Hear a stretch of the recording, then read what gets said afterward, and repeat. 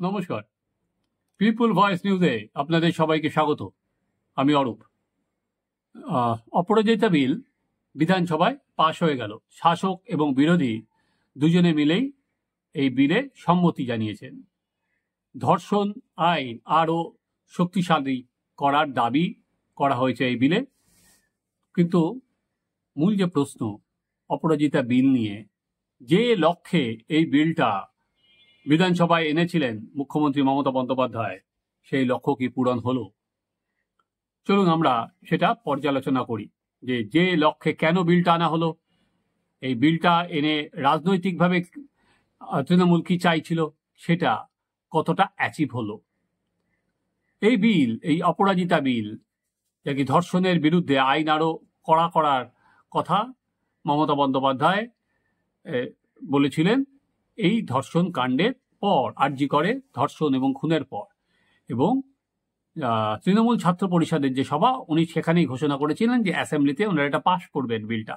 ফলে সেই বিল আনা হলো এবং বিজেপিও মমতা বন্দ্যোপাধ্যায়কে কোনো রুম ছাড়া হবে না বলে, যে নারীদের বিষয়, যেহেতু প্রশ্নটা হচ্ছে নারী নিরাপত্তা, সেখানে দাঁড়িয়ে এরা নারীদের বিষয়ে, নারী নিরাপত্তা নিয়ে এদের আর কি টালবাহানা রয়েছে, এরকম কোনো কাজ করতে দেবে না বলে বিজেপিও এই বিলে সর্বসম্মতভাবে সবাই সম্মতি জানিয়েছে। সেখানে বিজেপির যারা বিধায়ক, অগ্নিমিত্রা পাল হোক, শুভেন্দু অধিকারী হোক, তারা বলেছে আমরা এই বিলটাকে সমর্থন করি। কিন্তু তারা অনেকগুলো প্রশ্ন তুলেছে।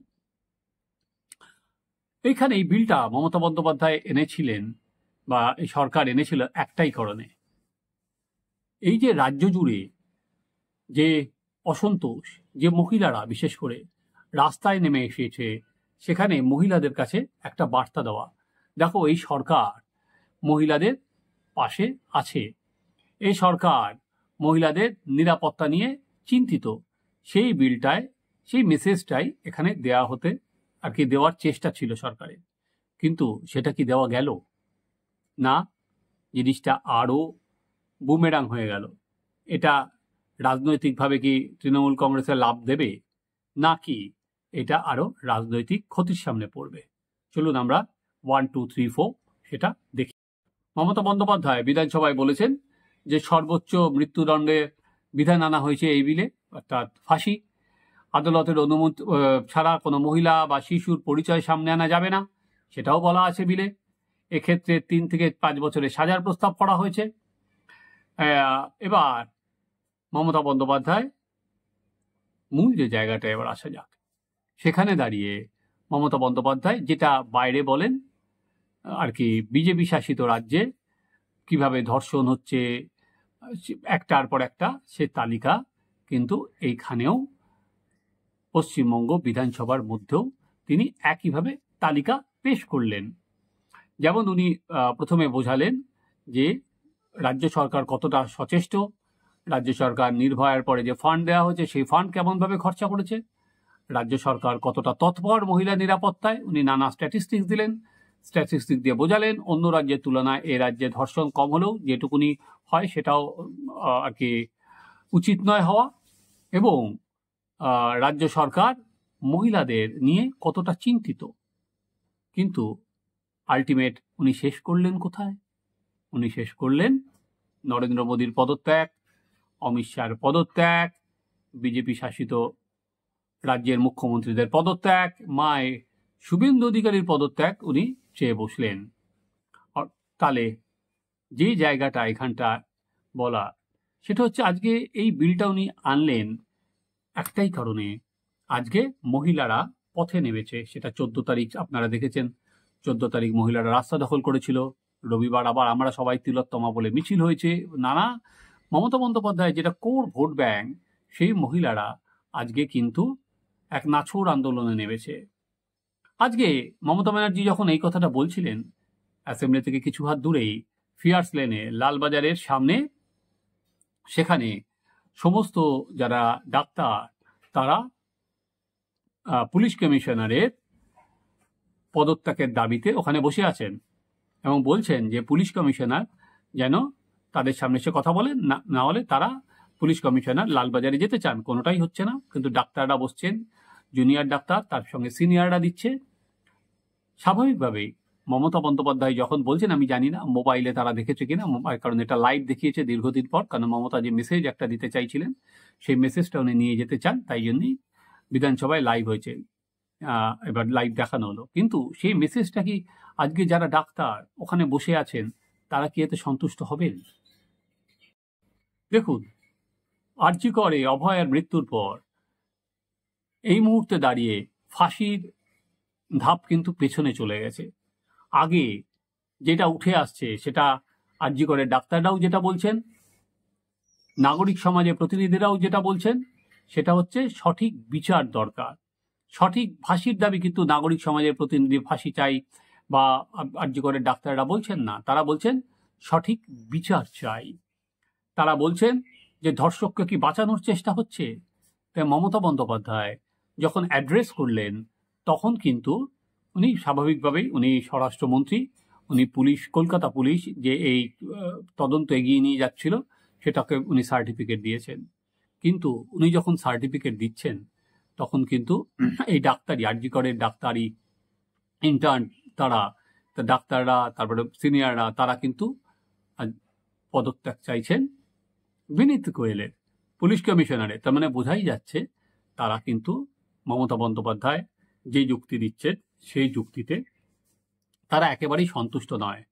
অর্থাৎ আমি যেটা বলতে চাইছি, যে ফেজে বা আমরা এখন যে স্টেটে আছে রাজ্য, সেখানে দাঁড়িয়ে এই বিল পাস হলো কি হলো না, পাস হওয়া তো পরের কথা, রাজ্যপালের কাছে যাবে।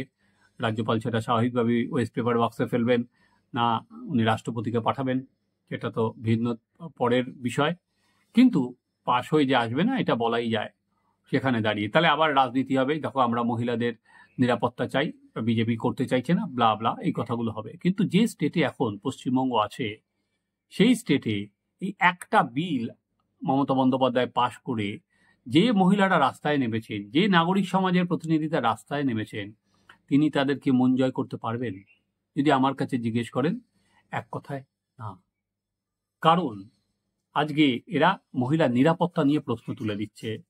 আজকে মহিলা নিরাপত্তাটা আজকে প্রত্যেকে বলছে যে তারা যদি আজকে রাস্তায় না নামেন তাদের নিরাপত্তা আজকে বিঘ্নিত হবে।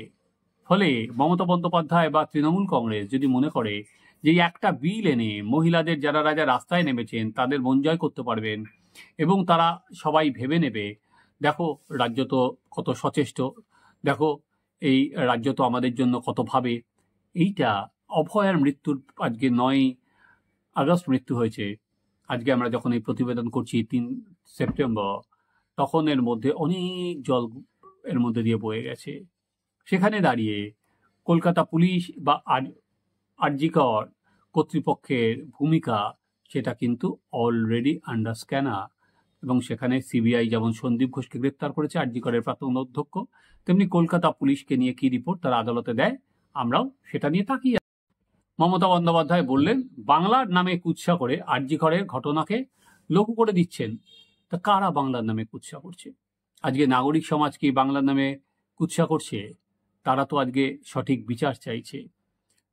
এবং আজকে যে হাজারে হাজারে ছেলে মেয়ে রাস্তায় নেমেছে, তারা আমরা যদি দেখি স্লোগানের ভাষা কিন্তু আস্তে আস্তে আস্তে আস্তে এই নাগরিক সমাজেরও পাল্টে যাচ্ছে। যখন 14ই আগস্ট সারা রাতের যে মহিলারা রাস্তা দখল করেছিল, তখন কিন্তু উই ওয়ান্ট জাস্টিস বা তোমার স্বর আমার স্বর আরজি কর এইটাই প্রধান ছিল। তখন কিন্তু জাস্টিসের কথাটাই বলা হচ্ছিল। যত সময় এগোচ্ছে তত কিন্তু আর কি যে স্লোগান সেটা কিন্তু অনেক বেশি শাসকের বিরুদ্ধে চলে যাচ্ছে, তৃণমূল কংগ্রেস বা রাজ্য সরকারের বিরুদ্ধে যাচ্ছে।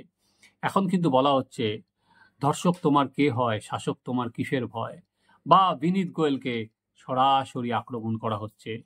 বিনীত গোয়েল এবং মমতা বন্দ্যোপাধ্যায় আর কি যে কথাতেই করেছেন সেইটাও ঠাড়ে ঠাড়ে আজকে বোঝাতে শুরু করে দিয়েছেন। জুনিয়র ছাত্ররা, এমনকি নাগরিক সমাজের প্রতিনিধিরা, তারা বলছেন যে এই যে তদন্ত কলকাতা পুলিশ ঠিক করে করেনি। আলটিমেট মমতা বন্দ্যোপাধ্যায় যেটা করলেন, যেটা আমার দেখে মনে হলো যে সংবেদনশীলতার অভাব। আজকে আরো সংবেদনশীল হলে, মুখ্যমন্ত্রী তো একটা করছেন আর কি এই রাজ্যের গার্ডিয়ান হিসেবে যেভাবে মেয়ের ওপর আক্রমণ করা হয়েছে তার তিনি নিন্দা করছেন। ফলে অনেক বেশি সংবেদনশীল হয়ে আর অন্য রাজ্যের যদি তুলনা না করতেন আমার মনে হয় সেটা মহিলাদের কাছে অনেক ভালো যেত। যে উত্তরপ্রদেশে এই ধর্ষণ হচ্ছে, অন্য রাজ্যে এই হচ্ছে, তাদের পদত্যাগ করতে হবে। এবং আলটিমেট যেহেতু মুখ্যমন্ত্রীর পদত্যাগ চায়, বিজেপি বলছে দফা ১ দাবি ১ মুখ্যমন্ত্রীর পদত্যাগ, উনি কিন্তু বিষয়টা পুরোপুরি রাজনৈতিক করে ফেললেন। উনি বললেন প্রধানমন্ত্রীর পদত্যাগ করতে হবে, উনি বললেন অমিত শাহর পদত্যাগ করতে হবে এবং বিজেপি শাসিত রাজ্যে যে সমস্ত মুখ্যমন্ত্রী আছে তাদেরও পর্যন্ত পদত্যাগ করতে হবে। এখনো পর্যন্ত বিজেপি শাসিত রাজ্যের কোনো মুখ্যমন্ত্রী কিন্তু মমতা বন্দ্যোপাধ্যায়ের পদত্যাগ দাবি করেনি। উনি শুধু যখন বলেছিলেন যে বাংলা জ্বলবে, অন্যান্য রাজ্যগুলো জ্বলবে, তারা তখন তার সমালোচনা করেছিলেন। কিন্তু মুখ্যমন্ত্রী পদত্যাগ করুন এখনো কিন্তু যোগী আদিত্যনাথ বা হেমন্ত বিশ্ব শর্মা বলেছেন বলে আমি শুনিনি। কিন্তু আজকে তিনি শটান সেটাও চেয়ে বসলেন। রাজনীতির বৃত্তের বাইরে বেরিয়ে যদি একটা পিকচার সামনে আনা যেত, ছবি আনা যেত, তাহলে কিন্তু আমার মনে হয় মহিলাদের মধ্যে যদি কিছু গেলেও যেতে পারতো। কিন্তু এখন সেই শতাংশ খুব কম, কারণ মুখ্যমন্ত্রী এই কথা যখন বলছেন তখনও আন্দোলন হচ্ছে, আরও আন্দোলনের ছক সবার কমপ্লিট। তারা বলছেন হিউম্যান চেন হবে, নানা রকম হবে, 14 তারিখ আবার রাত দখল হবে, ফলে চলতেই থাকবে। অর্থাৎ মুখ্যমন্ত্রী কথা বললেও মহিলারা কিন্তু, রাজ্য সরকার খুব সচেষ্ট, নারী নিরাপত্তায় খুব জোর দিচ্ছে। চলো আর আমাদের রাত দখলের অভিযান করতে হবে না, চলো আমরা সবাই ঘরে ঢুকে বসে যাই এবং দেখি সিবিআই এর ওপর আমরাও চাপ সৃষ্টি করি। সেটা কিন্তু বিষয়টা নয়। মুখ্যমন্ত্রী কিন্তু আজকে বলেছেন সিবিআইকে বিচার দিতে হবে, উনি কিন্তু সেই কথাটা বলেছেন। ফলে সিবিআই এর দিকে যতই ঘোরানো যাক বা যতই বিল পাশ করা যাক, আলটিমেট কিন্তু বয়েলস ডাউন টু যেখানে ছিল সেখানেই। অর্থাৎ আবারও রাস্তায় আন্দোলন হবে, আবারও প্রতিবাদ হবে, আবারও মেয়েরা নামবে, আবারও যুব সমাজ নামবে। এই বিল স্বাভাবিকভাবেই আর একটা আলোচনায় যেটা আসবে সেটা আলটিমেট একটা রাজনীতির চাপানোতর হিসাবেই থেকে যাবে। এর বাইরে এই বিলের আমি জানি না আর কোনো গুরুত্ব বর্তমান নাগরিক সমাজের যারা আন্দোলন করছেন, যারা আজকে পথে নেমেছেন, তাদের কাছে আদৌ আছে কিনা। আপনারা দেখতে থাকুন আমাদের চ্যানেল সাবস্ক্রাইব করুন, আপনাদের মতামত জানান।